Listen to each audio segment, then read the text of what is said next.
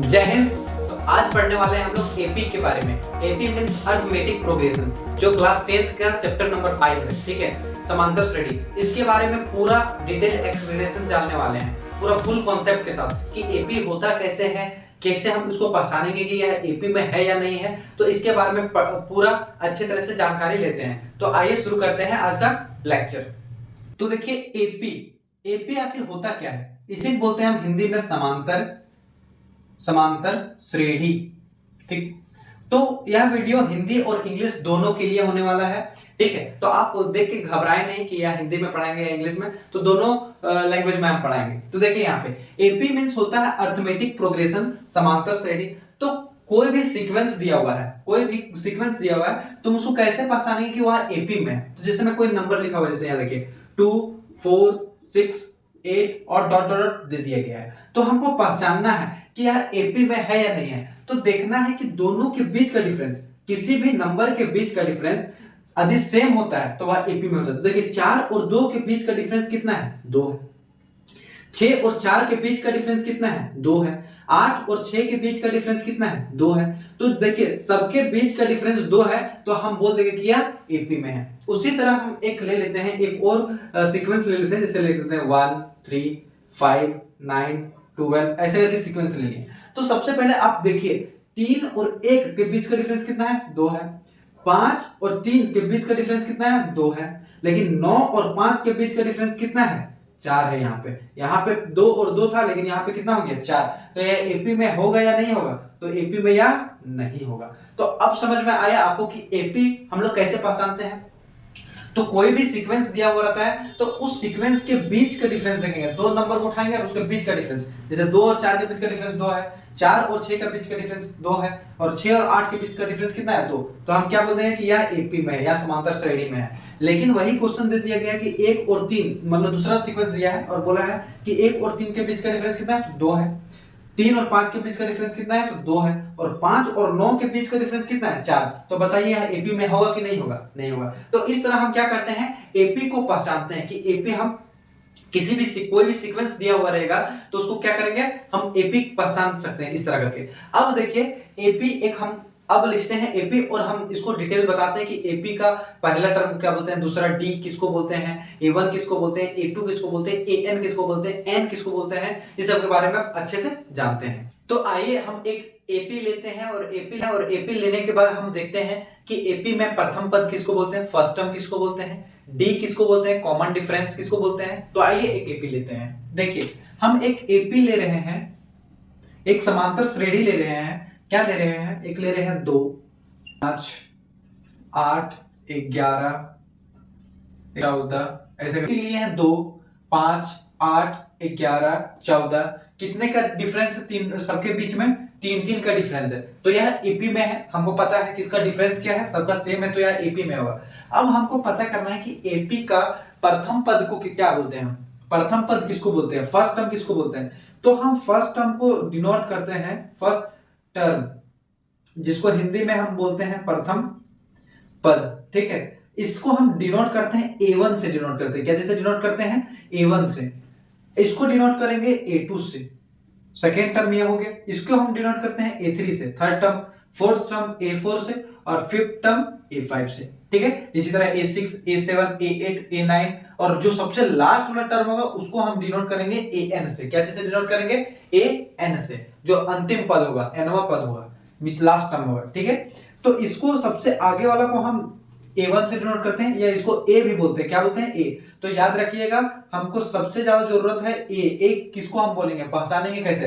तो कोई भी एपी में जो सबसे पहला वाला टर्म होता है उसी को A1 बोलते हैं और उसी को A बोलते हैं, फर्स्ट टर्म। अब हमको पता करना है कि हम D किसको बोलते हैं। तो आइए हमको पता, देखिए D का फॉर्मूला होता है, D का मतलब होता है कॉमन डिफरेंस, मतलब इन दोनों के बीच का डिफरेंस क्या है। ठीक है, यही होता है D का।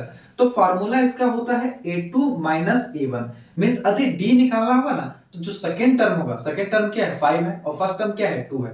तो 5 में से 2 को घटा देना, तो D निकल जाएगा कितना अच्छा से, 5 माइनस 2 कर दिए तो D का वैल्यू कितना आ जाएगा? 3। ठीक है, इसी तरह हम D निकालते हैं। उसी तरह देखिए हम ये दोनों के बीच का D निकालेंगे, तो देख सकते हैं कैसे निकालेंगे। D इज इक्वल टू, इसको हम लिख सकते हैं A5। क्या लिख सकते हैं? A5 minus A4। तो D इज इक्वल टू क्या होगा 14 माइनस 11, तो कितना हो गया D का वैल्यू 3। तो इस तरह हम क्या कर सकते हैं, कोई भी एपी के किसी भी टर्म के बीच का D निकाल सकते हैं, जो क्या होगा बराबर ही होगा हमेशा। यदि किसी भी एपी में D का मान बराबर नहीं आता है तो वह एपी नहीं कहलाता है। क्या कहलाता है, एपी नहीं कहलाता है, समांतर श्रेणी नहीं कहलाता है। तो हमको पता चल गया कि डी कैसे निकालते हैं, एक इसको बोलते हैं, ये पता चल गया, ठीक है। इसको बोलते हैं A1, इसको बोलते हैं A2, इसको बोलते हैं A3, इसको बोलते हैं A4, इसको बोलते हैं A5, इसी तरह बढ़ते जाएगा तो A6, A7। तो अब क्वेश्चन पूछेगा कि A1 दिया हुआ है, A2 दिया हुआ है, A3 दिया हुआ है, तो हमको A10 निकाल के बताइए। तो हम कैसे A10 निकालते हैं, तो आइए धीरे धीरे हम आगे जानते हैं। देखिए हम एक क्वेश्चन लिए हैं, क्वेश्चन क्या है कि 1/2, 1/3, 1/4 डॉट डॉट डॉट, और बोला है ना कि चेक कीजिए कि यह जो सीक्वेंस दिया हुआ है यह एपी में है या नहीं। तो सबसे पहले हमको क्या करना होगा, चेक करना होगा कि एपी में है या नहीं। तो हम अभी बताएं कि इसको जो बोलते हैं उसको बोलते हैं फर्स्ट टर्म मतलब प्रथम पद, इसको बोलते हैं सेकंड टर्म मतलब दूसरा पद, इसको बोलते हैं थर्ड टर्म मींस तीसरा पद, ठीक है, थर्ड टर्म। तो इसी तरह फोर्थ, फिफ्थ टर्म। तो हमको डी निकालना होगा, इन दोनों के बीच का डी निकालना है, इन दोनों के बीच का डी निकालना है। यदि दोनों के बीच का डी बराबर आता है, कॉमन डिफरेंस बराबर आता है, तो वह एपी में होगा, और बराबर नहीं आता है तो एपी में होगा या नहीं होगा, नहीं होगा। तो चलिए शुरू करते हैं। तो देखिए डी निकालते हैं, तो डी क्या होता है A2 minus A1। D is equal to A2 मान क्या 1/3 माइनस 1/2। इसका एलसीएम ले लीजिए तो कितना होगा 1/6, नहीं ये 6 होगा इसका एलसीएम, और यदि 3 का टेबल में 6 आएगा तो 2 बार में, माइनस ये कितना बार में आएगा 3 बार में, तो इसका जो D निकल रहा है वो आएगा -1/6। कितना आ रहा है -1/6। अब इन दोनों के बीच का D निकाल देते हैं। तो देखिए D निकालते हैं तो क्या करेंगे A3 माइनस A2 करेंगे, और D निकालेंगे तो A3 का मान कितना है 1/4 माइनस 1/3। यदि इसका एलसीएम निकालेंगे तो 12, और यहां पे कितना हो जाएगा, यहां हो जाएगा 3 माइनस, और यहां हो जाएगा 4, और इसको हम निकालेंगे तो कितना होगा -1/12। देखिए इसका जो d है वो -1/6 है, और इसका जो d है वो कितना है -1/12 है। बताइए ये दोनों d मैच कर रहा है, नहीं कर रहा है। जब दोनों का कॉमन डिफरेंस सारों अंतर अलग अलग आ जाए तो बता सकते हैं कि एपी में होगा कि नहीं होगा। तो हम लोग लिख सकते हैं this sequence is not in AP, means यह श्रेणी एपी में नहीं है, यह समांतर श्रेणी नहीं है। तो इस तरह हम क्या करते हैं, चेक करते हैं, कोई भी सीक्वेंस दिया होगा, कोई भी श्रेणी दिया होगा, तो उसको हम चेक करेंगे कि यह एपी में होगा या नहीं होगा, ठीक है। तो आइए एक दो और क्वेश्चन लेते हैं। देखिए यह क्वेश्चन दिया हुआ है 1, 3/2, 2, 5/2 दिया हुआ है, और बोला है कि check the sequence is in AP or not, means बोला है कि यह जो सीक्वेंस दिया हुआ है यह सीक्वेंस एपी में है या नहीं है। तो हम कैसे चेक करेंगे, तो सबके बीच का कॉमन डिफरेंस आप निकाल लीजिए। तो देखिए ये क्वेश्चन अच्छा क्वेश्चन है, तो देख सकते हैं आप कॉमन डिफरेंस कैसे निकालते हैं। तो सबसे पहले डी निकालेंगे तो क्या करेंगे A2 माइनस A1। A2 किसको बोलते हैं, ये वाला चीज को A2 बोलेंगे, इसको A1 बोलेंगे। तो मेरा हो गया 3/2 माइनस 1, इसके नीचे कुछ नहीं तो 1, इसका एलसीएम ले लेंगे तो कितना होगा 2, ये हो जाएगा 3 माइनस ये हो जाएगा 2, ठीक है। क्यों होगा, सो आप लोगों को पता है एलसीएम, यदि 3 में से 2 सब्ट्रैक्ट करेंगे तो कितना हो जाएगा 1/2, मींस डी का जो वैल्यू यहां से निकल रहा है कितना निकल रहा है 1/2 निकल रहा है। उसी तरह यदि हम इन दोनों के बीच का डी निकालेंगे तो देखिए आप निकालते हैं d इज इक्वल टू क्या हो जाएगा A3 माइनस A2 हो जाएगा, इसको A3 बोलेंगे, इसको A2 बोलेंगे, ये A1 A2 A3 A4 इस तरह बढ़ते जाता है एपी का टर्म, ठीक है। इसको A3 माइनस A2, तो d जो होगा वो क्या होगा A3, तो A3 कितना है 2 माइनस A2 कितना है 3/2, ठीक है। इसके नीचे कुछ नहीं है 1 है, तो d का जो वैल्यू आएगा कितना होगा 4 माइनस 3 डिवाइडेड बाय 2, इसका एलसीएम लेंगे तो 2, और 2 को 2 से मल्टीप्लाई करेंगे 4 माइनस 3/2, ये आप लोगों को पता है एलसीएम। तो d का जो यहाँ से वैल्यू आ रहा है कितना आ रहा है 1/2। इसी तरह सिमिलरली यदि इन दोनों के बीच का डिफरेंस निकालेंगे तो d निकाल सकते हैं हम लोग A4 माइनस A3 करके। तो A4 का वैल्यू कितना है 5/2 माइनस यहाँ 2 के नीचे कुछ नहीं तो 1, और इसका एलसीएम लेंगे तो 2, और ये हो जाएगा -5, 5 माइनस ये हो जाएगा 4, और 5 में से 4 सब्ट्रैक्ट करेंगे कितना आ जाएगा 1/2। मींस d का जो वैल्यू आ रहा है वो क्या आ रहा है, सब तीनों इक्वल आ रहा है, मींस सबके बीच का जो डिफरेंस है वो क्या है इक्वल है। और जब भी कोई भी सीक्वेंस में किसी भी सीक्वेंस में बीच का डिफरेंस इक्वल होता है तो बताइए वह एपी में होता है कि नहीं होता है, होता है। तो हम लोग सीधे बोल देंगे कि क्या है दिस इज इन एपी, तो हम लोग सीधा लिख देंगे कि क्या है, यह एपी में है, यह समांतर श्रेणी है। और क्वेश्चन इसी में ऐड कर देगा कि यदि यह एपी में है तो आप बताइए कि इसके 3 टर्म और बताइए। 3 term means find next 3 terms, means बोला है कि यदि A4 तक दिया हुआ है, ठीक है, तो आप बताइए A5, A6, A7, तो आप कैसे बता सकते हैं? तो आइए हम सीखते हैं कि कैसे हम बताएंगे।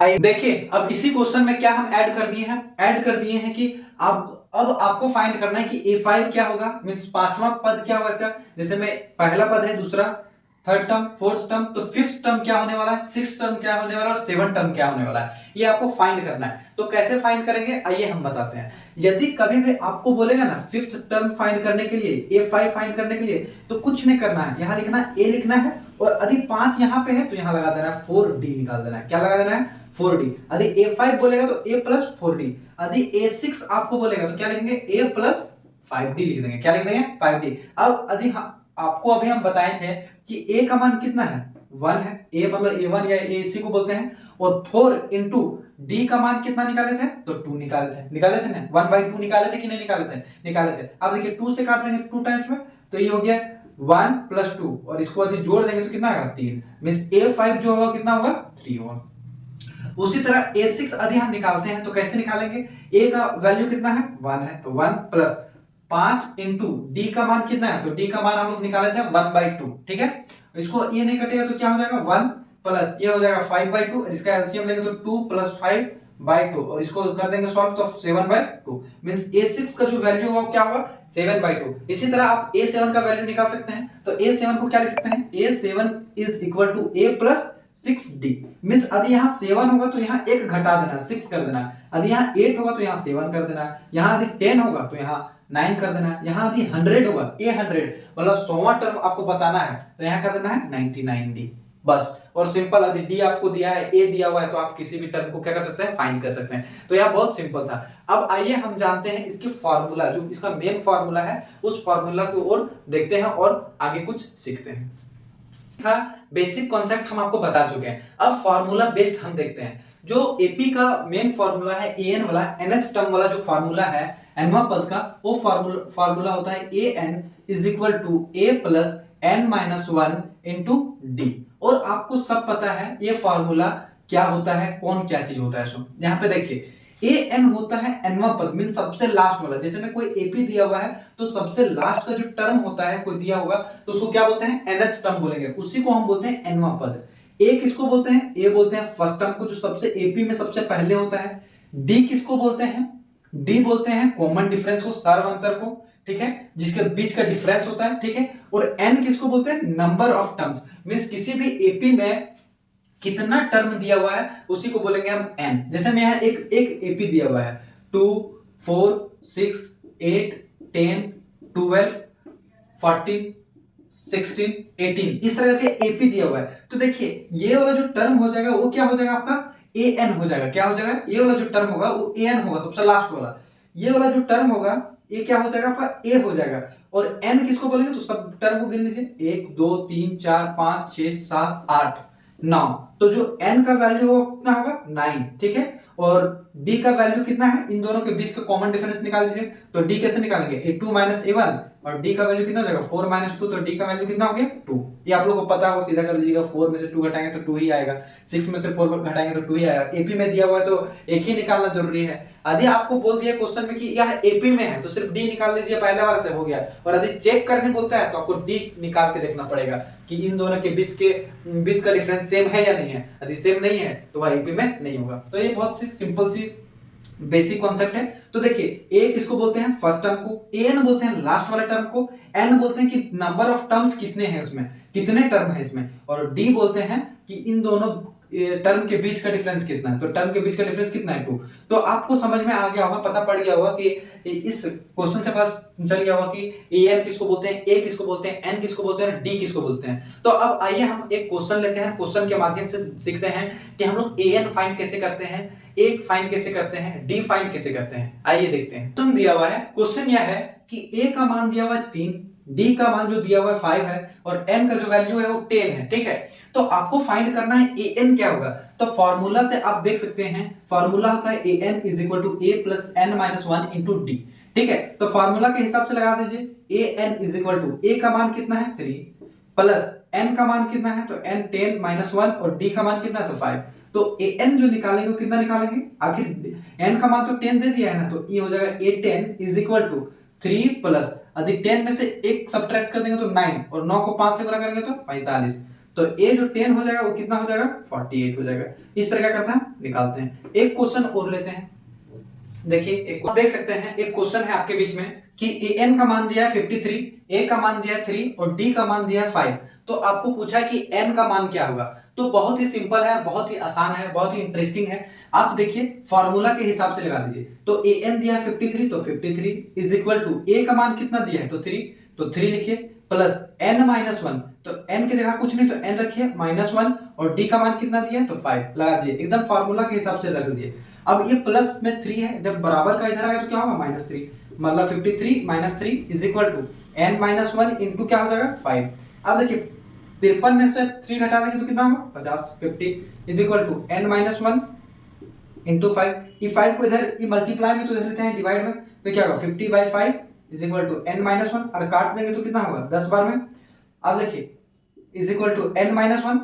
अब यहाँ पे समझिए ये माइनस है और बराबर का इधर लाएंगे तो कितना होगा 10 plus 1 is equal to n, means n का जो वैल्यू होगा कितना होगा 11 होगा। मींस जो 53 जो होगा वो कौन सा पद होने वाला है आपका 11वां पद होने वाला है। सबसे लास्ट में 11वां पद जो होगा वो क्या होगा 53 होने वाला है। तो इस तरह क्या करते हैं हम क्वेश्चन को बनाते हैं और यदि इसी क्वेश्चन को बोल देगा कि अब आपको बनाना है कि इसमें हमको फाइंड करके बताइए a6 फाइंड करके बताइए, क्या बताइए a6 क्या होगा। तो a6 हम सीधा नहीं निकाल सकते हैं, a6 is equal to a plus 5d, या तो a6 का हम लिख सकते हैं a6 is equal to a plus n minus 1 into d और n की जगह पे हम 6 का वैल्यू रखेंगे, ठीक है। या सिंपल रखिए a6 is equal to a plus 5d, तो a6 क्या निकल जाएगा, a का मान कितना दिया है 3, 5 इंटू डी का मान कितना दिया है, तो डी का मान दे दिया 5। तो a6 कैसे निकालेंगे, 5 × 25 और 3 28। तो इस तरह कैसे निकाल सकते हैं हम a6 निकाल सकते हैं। तो इस तरह ये बेसिक कॉन्सेप्ट है और इससे आपका जो एनसीईआरटी का बुक है वो 5.1 और 5.2 बहुत ही अच्छे से बन जाएगा। ये कॉन्सेप्चुअल वीडियो था, पूरा कॉन्सेप्ट था इस वीडियो में। आप वीडियो को देख के अच्छे से 5.1 और 5.2 बनाएं। हम नेक्स्ट वीडियो में आपके लिए 5.1 और 5.2 के लिए क्वेश्चन लेके आएंगे और उसका सॉल्यूशन करवाएंगे। तब तक के लिए धन्यवाद और वीडियो शेयर कीजिए। धन्यवाद, जय हिंद।